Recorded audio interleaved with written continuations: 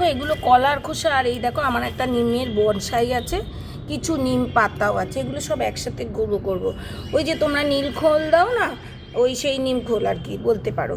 তো আমি যেহেতু জৈব পদ্ধতিতে করি, বাড়িতে যত পাকা কলা আসে সমস্ত কলার খোসাগুলো এরকম করে রোদে শুকিয়ে নিয়েছি। এইবার এগুলোকে গুঁড়ো করা হবে।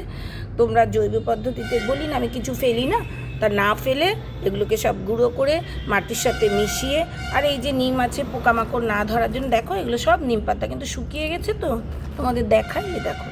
তো এগুলো সব গুঁড়ো করে সুন্দর করে গাছকে খেতে দেবো। তাই ফেলো না, কিছু ফেলা যায় না, এইভাবে ইয়ে করো।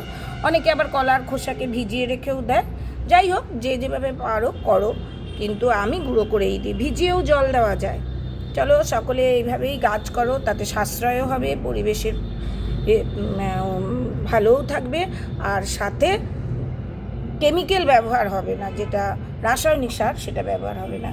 গাছ লাগান আর অন্যকে অনুপ্রেরিত করুন গাছ লাগানোর জন্য। ধন্যবাদ সকলকে।